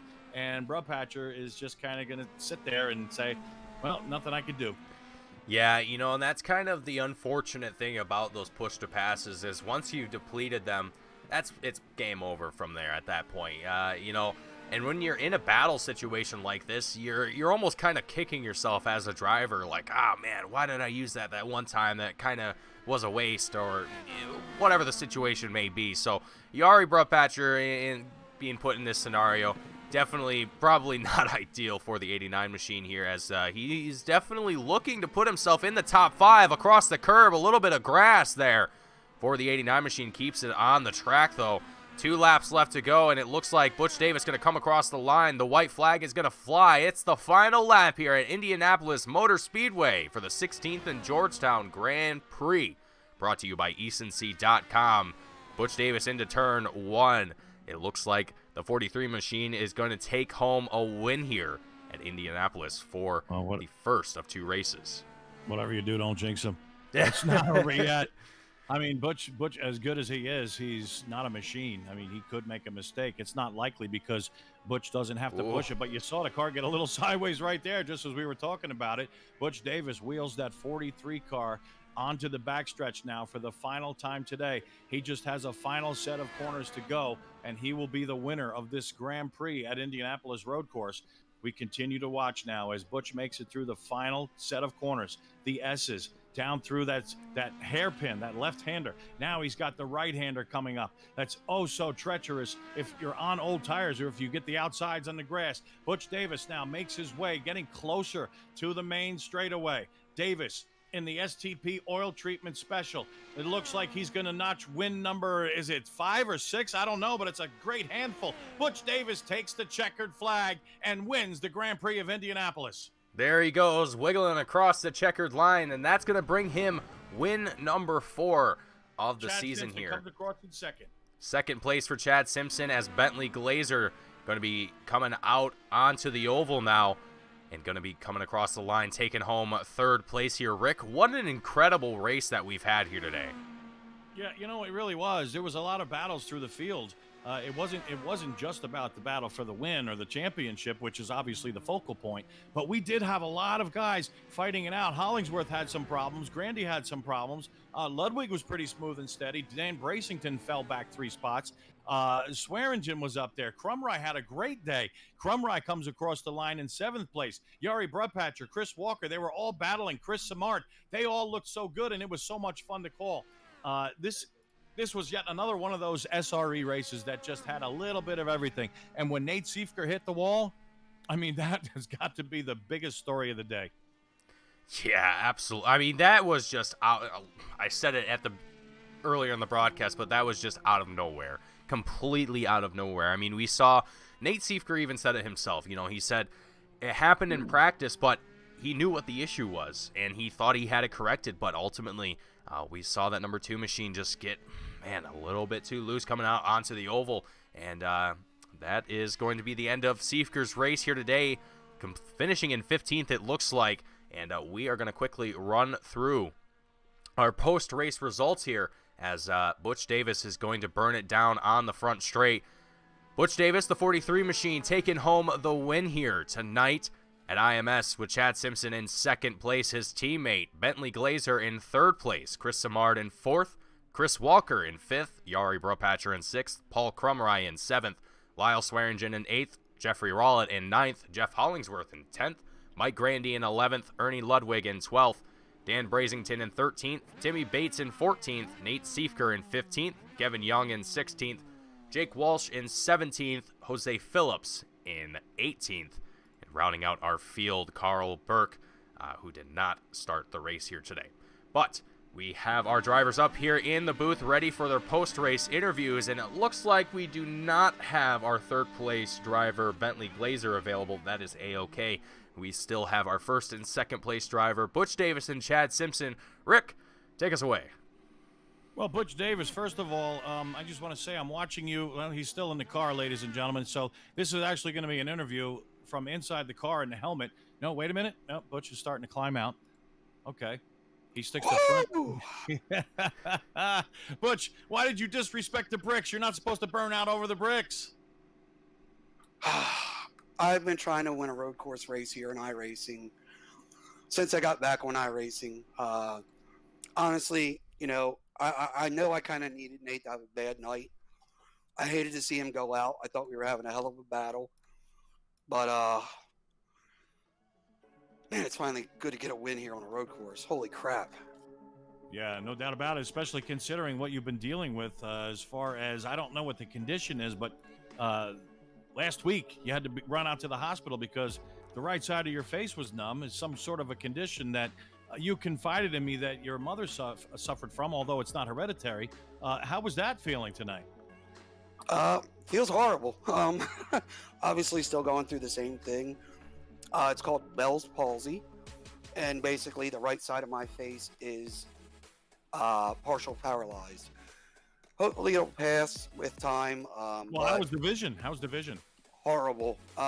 Again, about halfway through the race, the right eye starts to get blurry. I'm trying to use my finger to, close my eyelid and do whatever I can to kind of just keep it going. And the last couple laps, it's basically just all out of the left eye, but I'll take it, man. Well, let's hope you're feeling better soon. I have been praying for you, and you do have the Indianapolis 500 coming up in a couple of weeks, or I think 3 weeks, actually. So you're looking to do the double here, but let's get back to this race. Early on, you were battling with Nate Siefker. You did start out on the black tires. We interviewed Nate after he hit the wall, well after he hit the wall, because he wasn't in the mood to talk right away. It would have been interesting to hear that mood that he was in. But when we talked to him, he said he made a bad choice and he started out on red tires. I thought maybe he was just conserving fuel because we all know Nate has the pace on a road course. What was going through your mind? What was your plan? Kind of how things played out. Start on the blacks, run those primary tires through the first 3 stints. Run those stints as long as we could. And then, if need be, run that final stint on the reds. But, that was the one thing that we had said, just kind of keep an eye on the weather and whatnot, because we do have changeable weather. And with the track temperature up where it was, we did not feel confident running the reds early. They just kind of gave up the ghost, I guess you could say, too early in the run. So we just kind of stuck with the game plan. I did pit a lap, maybe 2 laps early on my first stop, but that was to kind of cover off Nate. When he went in, and I wanted to get that one more lap in, just to kind of have it in the back pocket. But did you pit early, or were you running out of fuel?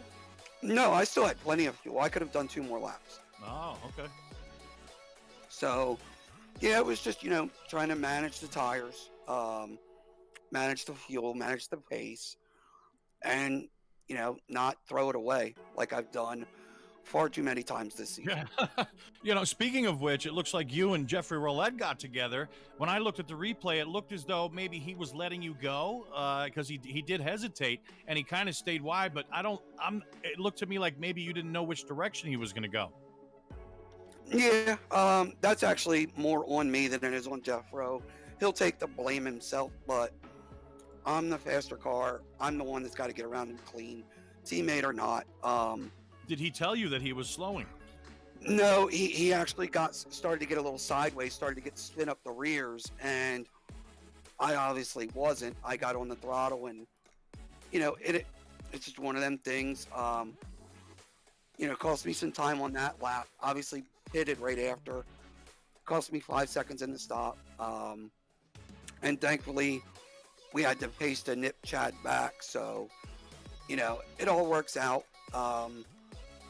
These things happen sometimes. Teammates are not, so it's all good. Well, we were talking about that in the booth. We could see it shaping up to be a battle of pace with you and fuel mileage with Chad. And speaking of Chad, let's get Chad up here right now. Chad, yet another stellar performance. Not a victory today, but again, smooth and steady, and you pick up more points. But maybe more importantly, your teammate may have just done enough to win this championship, since Nate Siefker will not be at Indianapolis. Well, it's not over yet. If this was certainly a help, this is exactly the kind of race that we needed. But it's basically just getting things back to even, and we get to race it out at Texas, depending on how Indy goes. Well, you mastered that fuel mileage game, and I was predicting that you were going to make it on just one more stop at some point. I think you made it 20 laps. Was that your plan, to try to outlast Butch? Because it didn't appear as though you had the pace tonight. Yeah, every stint was 20, and I was mostly worried about the first one, having the pace lap using about 0.2 of a gallon of fuel. So I had to do a lot more saving on that first stint, but the plan was always to go 20-20-20, and yeah, I knew that strategy was going to be either second, third, or fourth place, and it worked out to be my 6th second place finish of the season. Well, it's just incredible. I mean, you've been finishing second to Butch. You guys have been running 1-2 a lot, but I actually misspoke. You won a race just last week, so I said that Swearingen was the only other person to win, but actually we now have 4 winners. Yeah, don't forget me winning. I know. I said, what's wrong with me? And I'm just getting old, man. My memory's just not there. But while you're standing here next to your buddy and your teammate Butch Davis, you got anything to say to him? Yeah, I'm a little embarrassed to have lost to a blind guy. I developed a little bit of a dirty tactics there at the end to try to get him to laugh and screw up and give me a chance. It didn't work. Not cool. What a teammate, Butch, huh? Guys got me laughing in the cockpit. I only got one good eye and it's squinting because I'm laughing. I can't see where the hell I'm going. I have to do what I can do. I don't have pace. I'm saving fuel. That's dirty pool, man. You can't do that. But, good job for Butch. Finally pulling one out on the road course and making the championship finally interesting in a race that we really needed to do well in. Yeah, no doubt about it. You guys can actually pull ahead of Nate and put Nate in 3rd place. I hope that, I think it's Chris Walker that updates the standings. Hopefully they'll be updated so we can take a look at them before we wrap up the broadcast. Very interested to see where you guys stand right now. But heading into Indianapolis in just 2 or 3 weeks from now, what are you guys feeling like? I mean, is the pressure on? Are you relaxing a little bit? What's going on over there? It's no pressure. It's Indianapolis. We're just going to go fast. Yep, go fast. The thing that I like about it is, you got guys like Bentley, hell of a 3rd place tonight, buddy.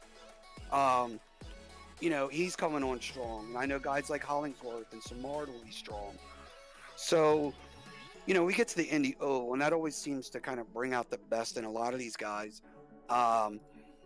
Sometimes the worst, but hey, that's how you take it. But Indy's going to be a great race. Qualifying is going to be very interesting. Guys are going to have to be on top of the car. And, again, I apologize for my voice, but I'm just looking forward to it. I don't really feel any pressure because it's not my championship to lose, so I don't really have anything to lose at this point. Well, Butch, as you know, we're good friends. And I did predict before this season that you would be the champion when all was said and done. Of course, Nate gave us a scare, for a little while there. But now the points have been updated, and it looks as though you have closed in to within 6 points of Nate Siefker. Chad, you are 13 back from the lead, so the top 3 have just tightened themselves up. Nate is not going to be here for the Indianapolis 500, so no doubt about it, you'll gain points there, and it might come down to that last race at Texas. Yeah, Texas is going to be a pretty good race too. You take a look at Bentley. Bentley's moved up to P4 in the championship. You know, he's got a nice little battle going on with Jeffrey Roulette and Chris Samard. You know, and it's cool to see these guys like Bentley, who's a stock car guy and pretty awesome on dirt, from what I understand. You could ask him here in a second, but pretty cool to see him come over, get in these open wheel cars. You know, take the time to get acclimated to them and do really, really well. Well, Butch, congratulations. We'll let you guys wrap this up and say your thanks and shout outs. Yeah, just thanks to everybody, you know, for having my back during this little medical ordeal I'm going through. Thanks to my teammates for keeping it light, even in tough situations. Thank you guys up in the booth. Thank all the drivers in the league. Thank my friends and family that always support me and all this goofy stuff I do. And yeah, man, just hey, I'm breathing. That's good enough, right? You can definitely look at it that way. Chad, go ahead. The floor is yours. Yep, thanks Satellite Racing, FBR Motorsports, Maradness, Ellis Engineering, ESNC.com, Sim Motion, Sim Racers Edge, the admins, Team Goon Squad, broadcast, do a good job. My fan club, second place on the road course, and I hear a cat meowing outside my door, so I gotta go. Great job again, and we'll see you in a couple of weeks at Indianapolis. All right, see you. All right. Let's bring in now Bentley Glazer, our third place finisher, last but not least, 29 seconds behind the winner, Butch Davis. Bentley, why don't you tell us about your race, buddy? It was really fun, that's for sure. The Turn his setup, volume up a little bit. Yep, I got you. is this better? Yep, you're good. All right. The setups that Butch and these guys make is amazing, and I always love to drive them. I like to start in the pits because I just don't trust myself on cold tires and, you know, defending and all that. So I'd rather be able to just run all the laps, you know.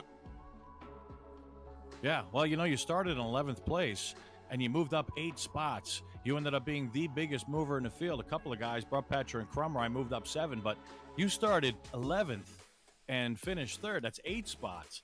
What was your plan? I mean, you had the speed. Did you just not have a bad qualifying session?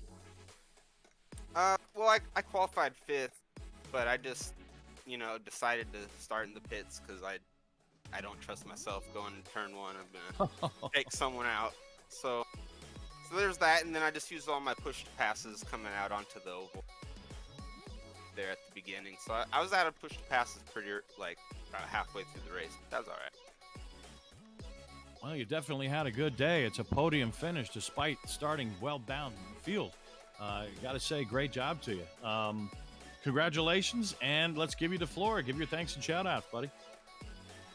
Thank you to you guys, and thanks to Butch and Chris and Dan and everybody at SRE that puts this on. And congrats to Butch, awesome win.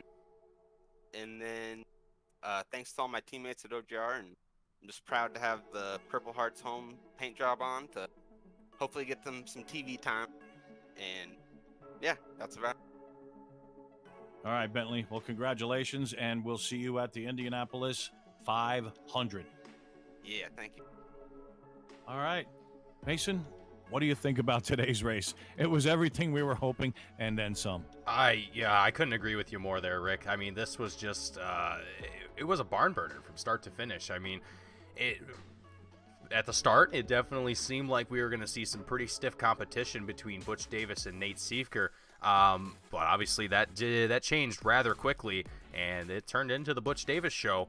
And from there, it was pretty interesting to see how pit stop strategies were playing out. You know, it was a very close battle between Chad Simpson and Butch Davis as far as figuring out who was going to come out on top of that. And seeing Butch Davis just barely coming out in front of Chad Simpson there for the final pit stop. I mean, that was just a critical moment in today's race, and I think effectively which led to Butch Davis coming across the line for the win here. But nonetheless, I mean, the road course here at IMS is definitely one to remember here for the SRE Alpha Series. But going into the Indy 500, Rick, man, I am excited, and I hope you are excited to get behind the wheel again, and hope to see yourself out there on track again for that race. Oh, I'm very excited. I mean, it's the Indianapolis 500. I'm always excited when I run in that race. Hopefully, I'll do well. You never know. I mean, maybe with a little luck, I could actually win it. Imagine that as a part-time driver. I could be the guy to upset everybody. I don't know, but it's going to be a lot of fun, and I'm looking forward to not only racing in the race, but calling the race just like we did at Pocono. By any chance, Mason, is it possible for us to pull up the current updated points? Well, let's see here. I can possibly do something of the sorts. It might take a little time, but I'm looking at the points on my screen. But if we could just show the viewers at home, that would be wonderful, as we just add a browser source. Yeah, don't worry about that, folks. Okay, maybe it's a little more trouble than it's worth. I was hoping it would be quick and easy, but that's okay. No worries. As we pointed out earlier, Butch Davis, with this victory here today, closes the gap on Nate Siefker. He's now down by only 6 points, and if Butch has a good day at the Indianapolis 500, he's gonna take over the points lead. Chad Simpson, 13 points behind Nate. Fourth place is Bentley Glazer. He's 102 points behind Nate Siefker. So Glazer, I think, for all intents and purposes, is out of the running for the championship. But it's still up to Siefker, Davis, and Chad Simpson, and the three of those are only separated by 13 points. So it's not over yet. This championship is not decided. Nate Siefker, a decided disadvantage because he will not be in the Indianapolis 500. So it might just come down to the race at Texas. What do you think about that, Mason?